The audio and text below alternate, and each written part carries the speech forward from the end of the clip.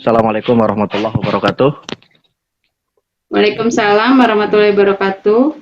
Ya, Mbak-mbak, mas-mas, akang-akang, teteh-teteh, semuanya yang luar biasa. Eh, Alhamdulillah hari ini saya bisa diberi kesempatan juga ya. Selain untuk bergabung dengan Hafasa, juga bisa sedikit mempresentasikan, presentasi ya kayak kayak lagi seminar ini. Sedikit menceritakan lah tentang sinopsis buku saya.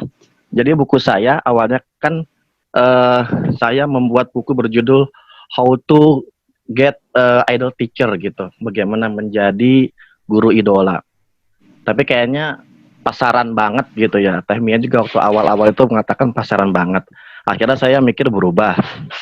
eh saya mikir akhirnya saya pengennya apa ketika Zoom pertama itu Teh Mia mengatakan boleh-boleh aja bikin judul yang bernada negatif gitu dan itu bisa memancing pembaca tapi sebenarnya isinya bisa juga bermada positif gitu. Nah makanya akhirnya saya kepikiran seperti ini, guru ambiar bikin siswa buyar gitu.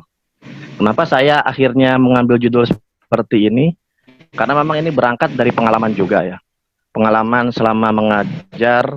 eh, Ya kurang lebih saya terjun ke dunia pendidikan hampir 10 tahun lah ya, mungkin masih tergolong junior dibanding teman-teman yang lain.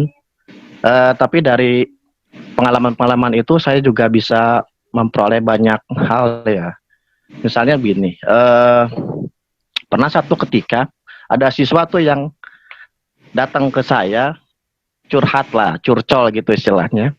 Dia bilang gini, Pak, si bapak ini bau banget ya Pak badannya, ketaknya bau banget gitu. Ketika saya dekat dia bau gitu. Saya jadi ilfil Pak. Saya sebenarnya senang pelajarannya, tapi karena bapak ini bau ketek, saya jadi malas belajar sama dia Pak. Nah, itu pengalaman satu. Pengalaman berikutnya ada alumni yang datang ke sekolah, kemudian bercerita dia bilang, Pak saya kangen Pak belajar di sini Pak gitu. Ada terutama sama, bukan berarti saya membanggakan diri saya, bukan, saya belajar kangen belajar sama bapak gitu kan. Di tempat saya yang baru di SMA, saya nggak dapat yang seperti itu gitu. Nah artinya dari sini kemudian muncul pemikiran bahwa sebenarnya memang ada hal-hal yang perlu diperhatikan oleh guru gitu terkait dengan pendapat siswanya. Ya terutama bagaimana penampilan guru atau bagaimana performa guru yang sehingga bisa membuat siswa itu nyaman belajar dengan mereka. Jadi bukan sebatas metode, ya bukan sebatas teori saja, tapi juga hal-hal lain yang menurut saya juga perlu diperhatikan gitu ya. Termasuk tadi misalnya penampilan dan juga aroma badan gitu kan. Nah ketika aroma badannya nggak nyaman, gurunya bikin ambiar, otomatis tuh siswanya juga bakalan buyar buat belajar, buyar konsentrasinya, buyar keinginannya buat belajar, ya buyar segala-galanya gitu sehingga ya dia nggak bisa dapat apa-apa gitu. Kira-kira seperti itulah teh sinopsis yang ada di buku saya yang mudah-mudahan ya ini bisa menjadi semacam apa ya, semacam bekal lah ya buat teman-teman guru yang lain supaya juga bukan cuma sekedar memperhatikan metode, sistem dan pengajarannya, tapi juga hal-hal lain yang di luar itu gitu. Eh, Pengalaman nulis 21 hari, ya tentu ini merupakan mimpi sih sebenarnya buat saya. Mimpi yang bisa dibilang hampir terwujud gitu ya. Eh, saya memang sudah punya buku sih dengan Pak Basari, kolaborasi hasil tesis ya.